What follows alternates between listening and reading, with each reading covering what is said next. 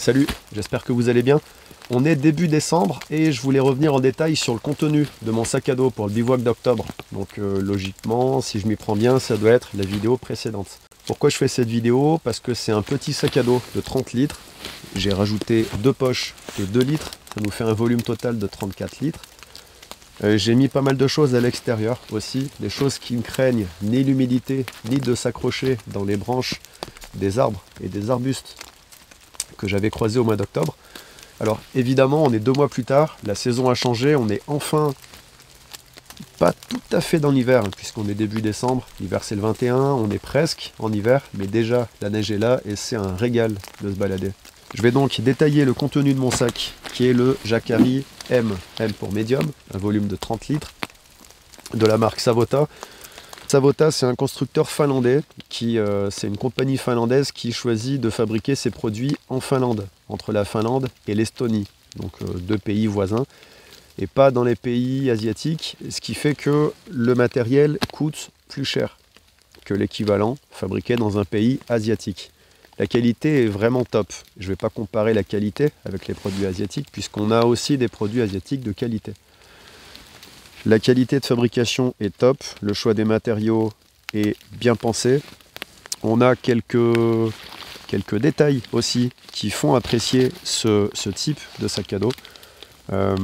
Maintenant, c'est un sac à dos relativement basique, dans la famille des sacs à dos militaires, avec des passants molles, molly, on prononcera comme on voudra, molly à l'anglaise, molle à la française, un petit peu partout autour du sac qui permettent d'augmenter le volume d'emport si besoin. Moi, c'est ce que j'ai fait, non pas pour augmenter le volume, mais surtout pour me permettre d'avoir un rapide d'accès sans ouvrir le sac à dos, mon module outils et mon module hydratation. Puisqu'on a sur le capuchon d'autres passants molly, je mets mon poncho, qui est là encore en accès direct.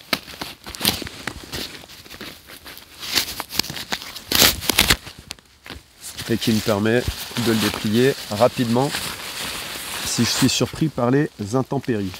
Pour commencer, on a donc le poncho, c'est le poncho Savota en taille XL. Je l'ai pris en taille XL parce que j'ai aussi un très gros sac à dos. Mon sac à dos de bivouac grand froid, qui a un volume entre 90 et 110 litres. À l'extérieur du sac, on va aussi trouver mon abri. Ici, c'est mon tarp Soloniac que j'expérimente depuis presque un an. Normalement, de début 2021, en magasin ou sur le site internet Decathlon, vous devriez pouvoir le commander, tout comme le couteau, le Sika 150. À l'extérieur, on a donc mon module abri. Ce tarp, j'aime bien l'utiliser en ce moment pour mes sorties d'observation animalière, puisque c'est un tarp qui me permet d'être relativement bien camouflé. Quoiqu'en ce moment, avec la neige, le camouflage sera plus trop adapté, mais au mois d'octobre, c'était bien pour me camoufler. Je vais le dérouler pour vous montrer comment je m'organise.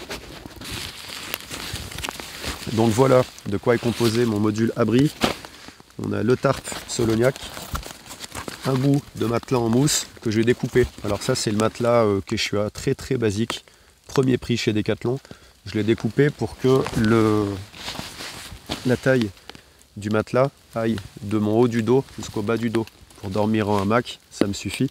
Surtout que je rajoute ma couverture de survie lourde, c'est la Grabber All Weather Blanket, de façon à m'isoler du froid par convection. Puisque l'air froid, quand tu dors en hamac, si tu mets rien pour t'isoler de l'extérieur du hamac, tu vas avoir très froid au dos.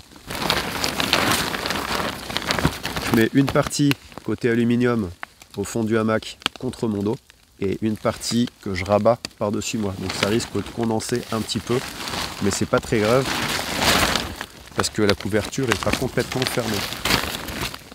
Ensuite, on a une pochette côté gauche. Donc ça, c'est le module hydratation qui va comporter, ça c'est pour après. Dans ce module, on va retrouver ma gourde, une gourde d'1 litre en acier inoxydable. C'est une gourde Nalgene. J'ai mis par-dessus un capuchon pratique. C'est le capuchon Cap de chez Human Gear qui permet de boire 500 mètres de partout et de remplir la gourde très rapidement. Donc ça, c'est bien. Pour utiliser conjointement avec cette gourde, j'ai un ustensile qui se trouve généralement au rayon pêche. C'est un crochet. J'aime bien ce type de crochet parce que il permet de suspendre la gourde au-dessus d'un feu. Ça, c'est bien pratique. Tu mets un bâton, tac, et tu mets ta gourde au-dessus d'un feu. Ça permet de faire bouillir un gros volume d'eau. Ensuite, la tasse, c'est une tasse avec bec verseur, une anse et des poignées. On a la graduation à l'intérieur de la tasse, donc c'est bien pratique pour la remplir. C'est une tasse en titane qui pèse pas très lourd. Deuxième aspect pratique, la tasse s'emboîte sur une gourde. Si j'ai deux tasses, dans ce cas-là, j'en emboîte une dessus, une dessous et c'est réglé. Ça prend pas beaucoup de place. Ma cuillère, une cuillère en bois de châtaignier que j'ai sculptée pendant ces 3 jours. Je m'en sers de temps en temps. J'ai mangé le week-end dernier une potée avec.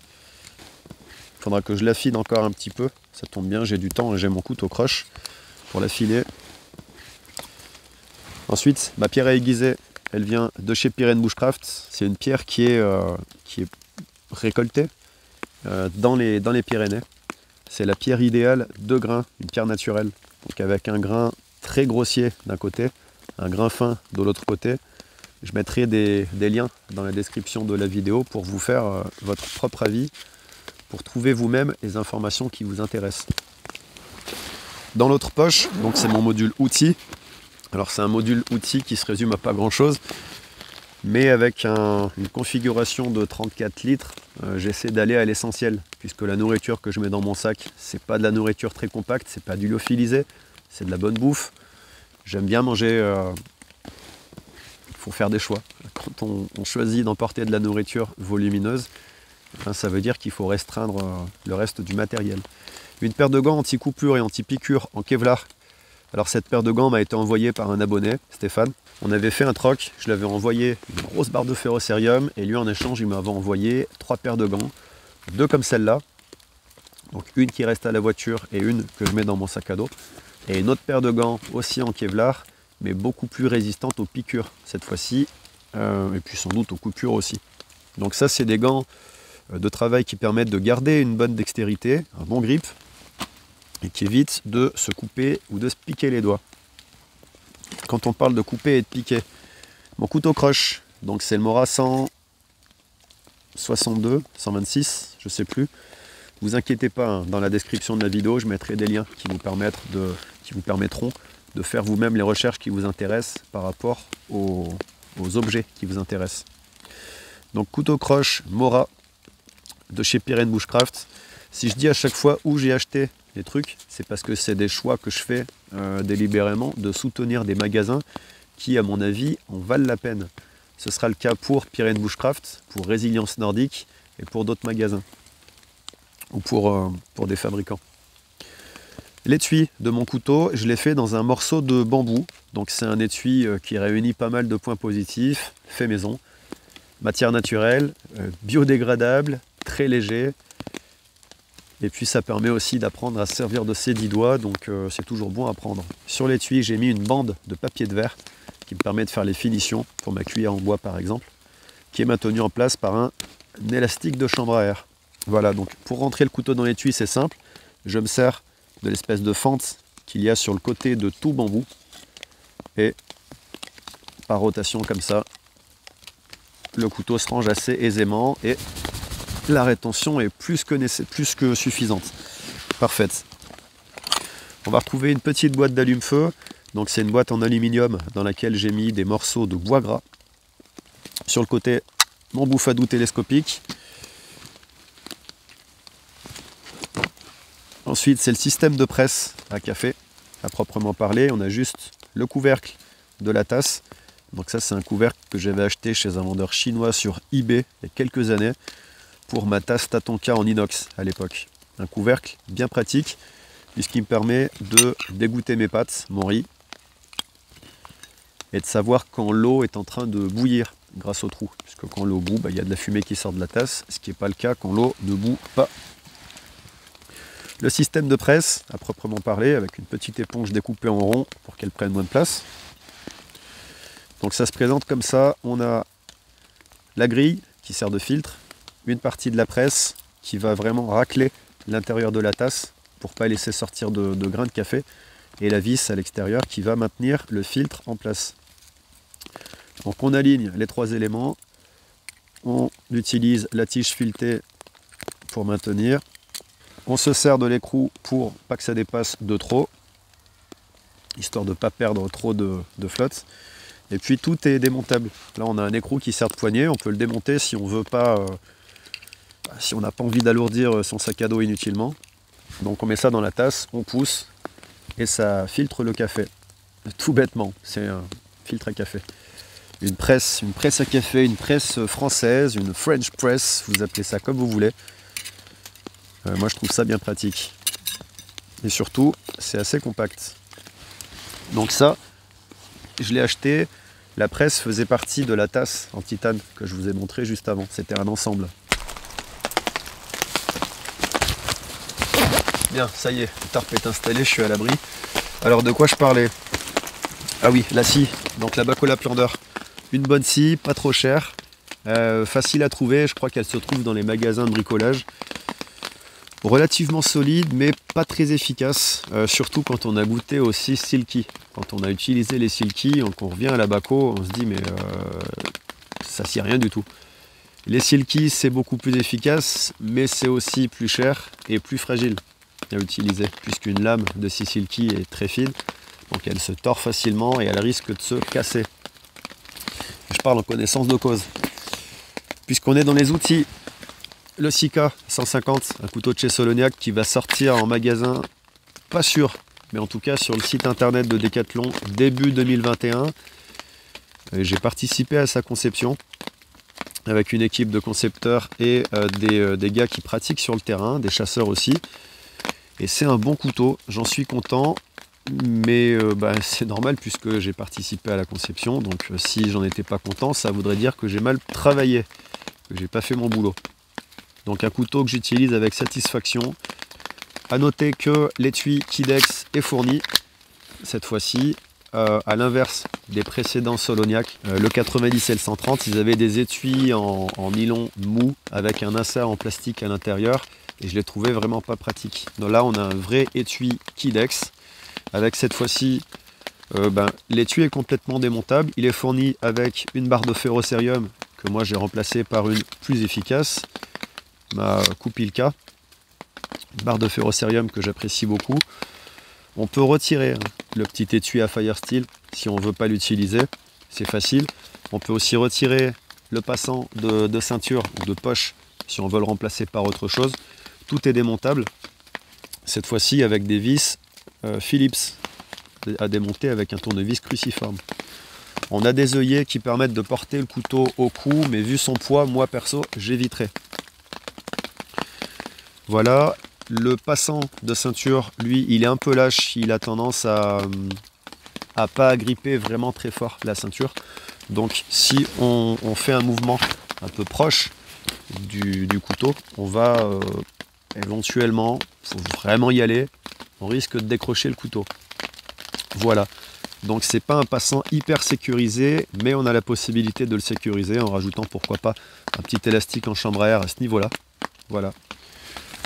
L'élastique, donc on le monte, on passe la ceinture, ensuite on remet l'élastique en chambre à air ici, et là ça bouge plus, ça peut plus s'ouvrir. Donc ce serait une solution alternative. Un couteau que j'aime bien utiliser. Voilà, on reste dans les outils avec ma vrille. Donc la vrille, c'est je l'ai refait l'étui là, toujours dans un petit bout de bois. J'aime bien faire des étuis en bois. Ah, on voit que l'étui est neuf. Hein. La vrille, un outil bien sympa pour faire des trous quand le poinçon du couteau suisse ne suffit plus. Puisque mon couteau suisse que je porte toujours au cou est bien efficace. Mais on voit que c'est neuf. Mais la vrille, elle, c'est vraiment un outil qui permet de percer. Voilà, logiquement, je suis censé la ranger et la sortir de son essuie juste en tirant et en poussant. Mais quand c'est neuf, c'est neuf. Donc un outil bien efficace pour percer. Quand je veux passer des cordages, par exemple, pour refaire le manche de ma poêle, pour suspendre ma cuillère en bois quelque part.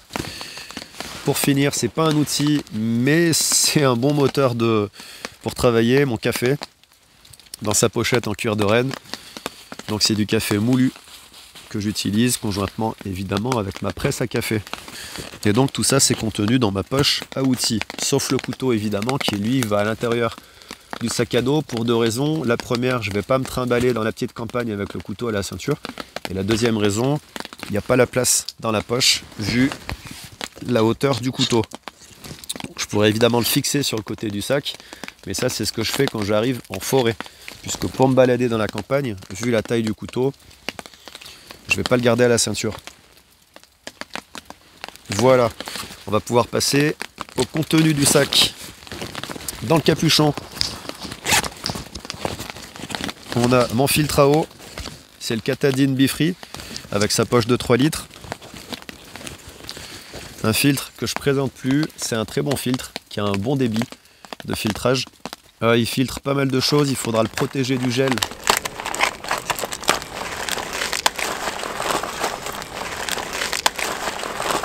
Parce qu'il aime pas ça, le gel. Là, il devient beaucoup moins efficace s'il a gelé.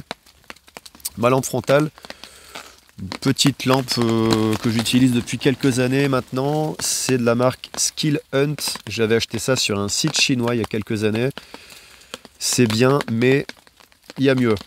Il y a beaucoup mieux pour le même prix. J'ai voulu la remplacer par une lampe de chez Olight, la H2R Nova, et en fait c'est une grosse daube très fragile qui est tombée en miettes au bout de quelques utilisations.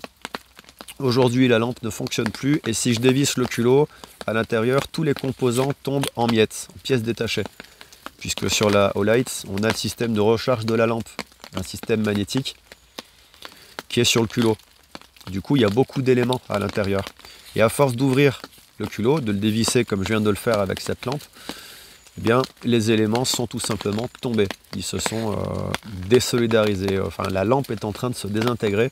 Je ne peux plus m'en servir. Donc pour une lampe de ce prix, c'est dommage. Donc en attendant, cette lampe-là, elle fait le boulot. On a un mode clair de lune qui est vraiment faible. Je peux regarder la LED sans problème. On a un mode ultra fort qui lui par contre on va faire attention hein. Donc ça c'est le mode turbo, pas utilisé dans toutes les circonstances. On a un mode stroboscopique, bon voilà.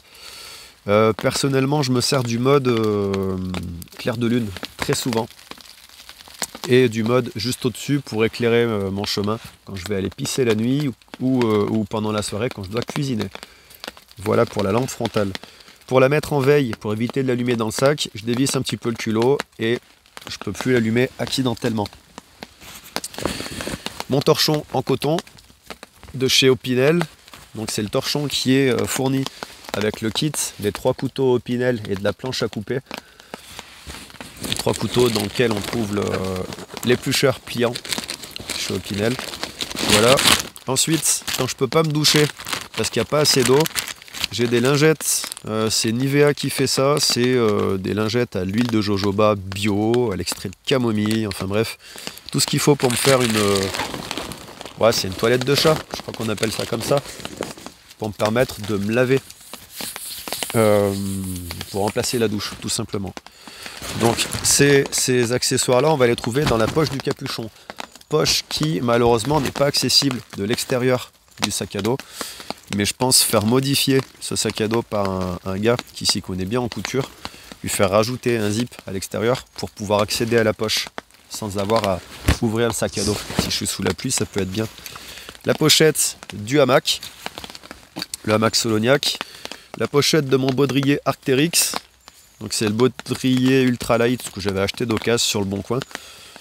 Bon petit baudrier, mais je l'utilise pas quand je vais en forêt, évidemment, c'est principalement pour la montagne, parce que je me suis mis un petit peu à la grimpette, ça me plaît beaucoup. On en reparlera peut-être plus tard, ultérieurement. Alors mon repas d'aujourd'hui, c'est d'audio, voilà, que je vais bientôt me cuisiner. Je les transporte dans un sac en toile de jute. Ça c'est mon frère qui m'a apporté ça de Belgique. Je crois qu'il l'a eu dans un magasin où ils vendent beaucoup de bio et de produits, un magasin de bobos, où ça m'arrive d'aller. Pas en Belgique, hein, à côté de chez moi. La sarriette que je vais utiliser pour cuisiner aujourd'hui, j'ai prévu de me cuire des dios à la poêle à la crème avec de la sarriette et à côté je vais me faire cuire du riz. Donc la sarriette, elle m'a été envoyée récemment par une abonnée, Mélanie, qui a participé au 2e stage que j'ai donné au mois d'octobre. Et donc on est resté en contact, elle m'a envoyé un colis avec plein de bonnes choses. La sarriette, du thym, des pots de miel, enfin beaucoup de bonnes choses. Et je vais bien sûr m'en servir pour cuisiner. Merci à toi Mélanie, mon colis à moi il est encore en préparation, il va être sympa aussi. Ma crème, la crème liquide pour cuisiner, dans un petit bocal en verre. Une gourde d'algène d'un demi-litre qui me permet de transporter mon riz. J'en avais une deuxième que j'ai pas emportée aujourd'hui, qui me permet de transporter mes lentilles corail. J'adore les lentilles vertes, les lentilles corail. C'est un bon goût de noisette. Si je les mets dans des gourdes d'algène comme ça, c'est pour pouvoir, si besoin, si j'ai besoin d'un petit peu plus de place dans le sac, parce que je récupère des trucs, des écorces, du bois gras, des morceaux de bois intéressants, si je sculpte quelque chose qui est volumineux, qui prend de la place, ou si je trouve tout simplement un caillou sympa, je le récupère. Et dans ce cas, la gourde va à l'extérieur du sac. Voilà, le téléphone qui sert de dictaphone à l'extérieur de la poche, ce sera beaucoup plus simple. Alors, ça j'en reparlerai juste après. Je ne l'avais pas emporté pour le bivouac, mais c'est mon poncho ghillie qui me permet de me camoufler quand je vais observer les animaux. Mon sac étanche, mon sac Exped. Alors ça, c'est vraiment un élément que j'apprécie beaucoup, parce que c'est par définition l'élément polyvalent par excellence. Voilà. On a là un sac étanche gros volume, format triple XL de 80 litres.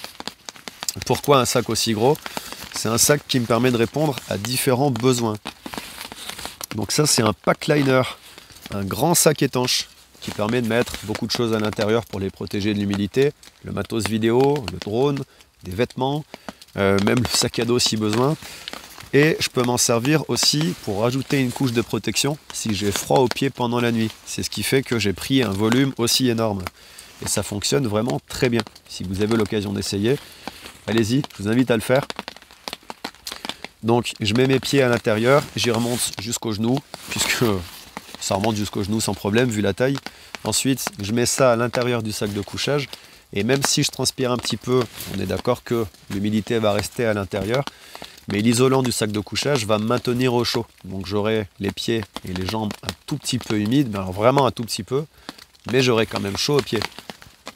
Et ça fonctionne super bien. Je vous invite à faire le test.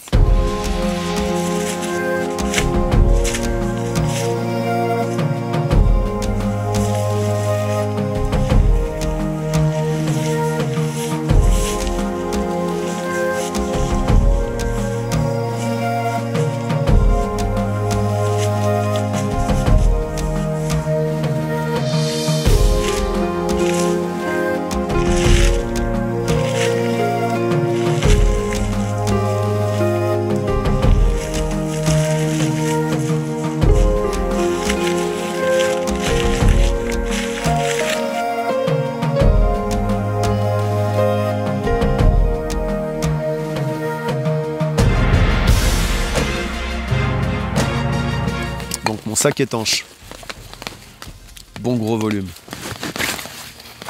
Ma poêle à frire maintenant, dans une pochette Savota. Le nom de la pochette c'est Vertical Putsch, et ça c'est la taille L. Alors les L, elles ont un volume de, je crois que c'est 5 litres, quelque chose comme ça. Donc la poêle à frire en question, c'est la petite de chez Kiro, ça vient de chez Résilience Nordique. Une poêle à frire très simple, très basique, que j'aime beaucoup. C'est une crêpière. Ce sera parfait pour faire des crêpes. Le manche, il est inexistant. Je peux m'en servir comme ça évidemment, mais en utilisant des gants assez épais. Du coup, je lui ai fait un manche moi-même. Voilà. La petite vis ici qui sert à fixer le manche avec le trou ici. Ça, c'est un manche assez basique. Et puisque j'avais un petit peu de temps, j'ai refait un autre manche un petit peu plus décoré. Voilà.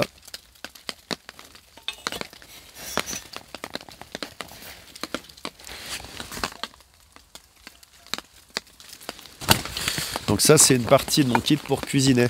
L'autre partie, ce sera la tasse en titane pour faire cuire mes féculents ou les lentilles si besoin. Ensuite, le plaisir. Le plaisir et le bien-être mental, puisque pour moi, ça joue beaucoup. C'est ma kalimba. La kalimba, je l'avais emportée pour ce bivouac parce que j'aime bien en jouer.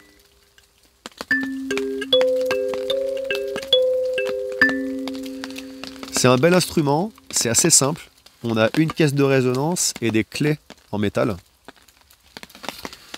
Et c'est... je ne saurais pas l'expliquer, mais j'ai toujours été attiré par la musique, mais je ne me suis jamais donné le temps d'apprendre à jouer d'un instrument, d'apprendre le solfège. Et la kalimba, c'est un instrument vraiment facile pour apprendre à jouer. Et avec lequel on peut composer ses propres mélodies assez facilement. Il y a une brume qui s'est levée, là, c'est superbe. Bien, le poêle à bois, maintenant, c'est mon Pomoli. C'est le modèle T1 Mini.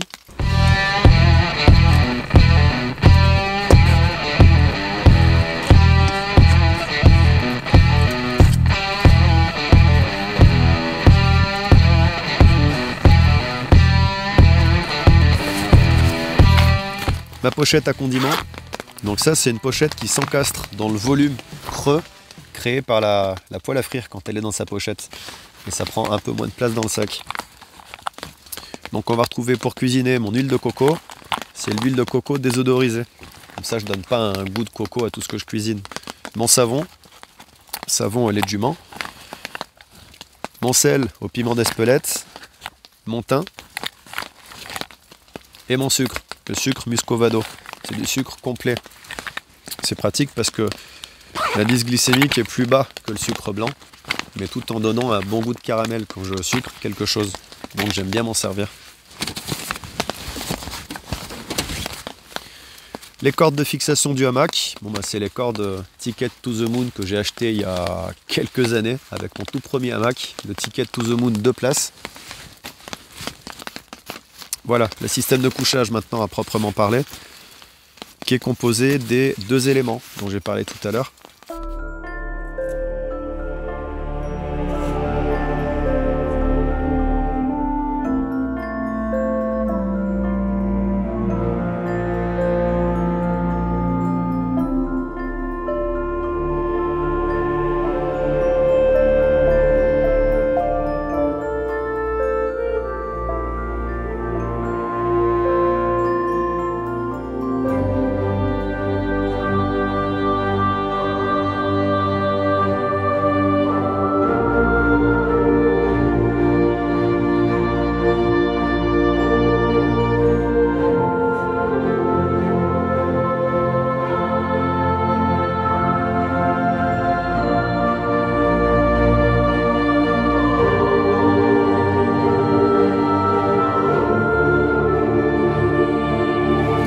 Ensuite, le poêle à bois que je range, puisqu'il est extrêmement compact pour un poêle à bois, dans la poche hydratation du sac à dos.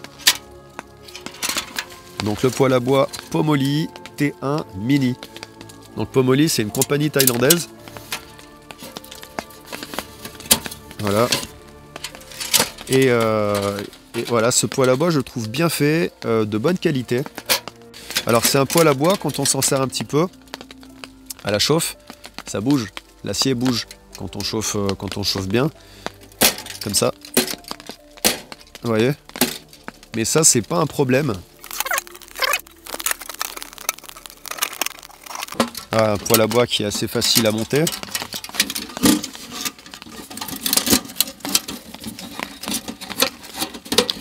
Assez rapide. D'ailleurs, je vais le laisser monter puisque je vais cuisiner mon repas avec. Voilà. Donc facile à monter, rapide. Un poêle à bois en titane qui est pliable et qui est fourni avec des sardines pour pouvoir l'ancrer dans le sol. Parce que le but du poêle à bois, c'est de réchauffer un volume, un espace clos, une tente fermée, un tipi par exemple. Et ça tombe bien puisque Pomoli commercialise aussi des tipis et des tentes compatibles avec un poêle à bois et surtout compatibles avec la cheminée du poêle à bois. Alors un poêle à bois comme celui-là, ça coûte dans les 350 €. Ça fait cher. Ça fait cher, mais c'est léger, puisque c'est du titane, c'est pliable, donc ça prend vraiment pas de place. Et on pourrait être tenté de fabriquer son propre poêle à bois. Mais dans ce cas-là, c'est faisable, il n'y a aucun souci. Mais dans ce cas-là, il faudra tenir compte de la sécurité. Ok ? Un poêle à bois, c'est pas un réchaud à bois. Même si moi je m'en sers de réchaud par moment, puisque je trouve ça beaucoup plus polyvalent qu'un réchaud. C'est pas fait pour servir, c'est pas un réchaud. Je veux dire qu'en termes de sécurité, pourquoi je dis ça? En termes de sécurité, tu vas pas réchauffer ton tipi ou ta tente fermée avec un réchaud à bois. D'accord? Le monoxyde de carbone qui va être dégagé par la combustion, tu vas t'intoxiquer, tu vas mourir dans ta tente. Tout bêtement, tu vas mourir. Le poêle à bois, lui, il est fait de façon à être hermétique. C'est pas pour rien qu'ils ont mis une cheminée. C'est pour acheminer la fumée à l'extérieur du volume fermé, à l'extérieur de ta tente ou de ton tipi. Donc si tu fabriques un poêle à bois toi-même dans ton atelier, assure-toi que tout est bien hermétique et fais des tests avant de t'en servir en vrai. Fais des tests pour être sûr que la fumée ne s'échappe pas par là où elle ne devrait pas s'échapper. Voilà. C'est aussi la raison qui fait que ceux qui fabriquent des poêles à bois réutilisent des vieilles caisses de munitions. Si tu fais ton propre poêle à bois dans ton atelier, en prenant par exemple un fût de bière ou une caisse de munitions, alors assure-toi bien que la fumée soit bien évacuée par la cheminée. D'accord ? Si tu as des pertes de fumée, parce que tu as mal isolé, tu n'as pas étanchéifié le truc correctement, alors le monoxyde de carbone va te causer des problèmes graves. D'accord ? Ici on parle de mort. Pas juste un petit peu mal au crâne parce que tu as de la fumée plein de tipi. Là on parle vraiment de mourir. Voilà, c'est un sujet sérieux. Ok, on a fait le tour de ce que j'avais emporté pour mon bivouac. Comme vous avez pu le voir, tout ça c'est rentré sans problème dans mon petit sac de 30 litres. Voilà, la vidéo est terminée. Je vous ai présenté le contenu de mon sac pour ce bivouac, pour ces 3 jours en forêt. Et la façon dont j'ai organisé ces éléments dans mon sac, parce que c'était quand même un petit sac de 30 litres. Donc tout est bien rentré sans problème. J'ai pu rentrer aussi beaucoup de nourriture, donc de quoi tenir plusieurs jours sans problème. Maintenant, si vous avez des questions, je me ferai un plaisir de vous répondre dans les commentaires de la vidéo. Vous pouvez aussi me soutenir via mon Tipeee pour m'aider à faire plus de vidéos. Donc Tipeee, c'est un espace de soutien, de financement participatif qui permet aux créateurs d'être soutenus par leur communauté pour développer encore plus, pour faire évoluer leur façon de filmer, leur façon de créer. Voilà. N'hésitez pas aussi à faire un tour sur Instagram, c'est là que je poste la plupart de mes photos. Quelques vidéos aussi, mais très courts, principalement les photos. Je me sers d'Instagram comme ma galerie photo. Voilà. Maintenant, on va se quitter. Je vais me préparer un bon repas bien chaud. Comme d'habitude, portez-vous bien, sortez, allez profiter de cette belle neige et à bientôt. Salut!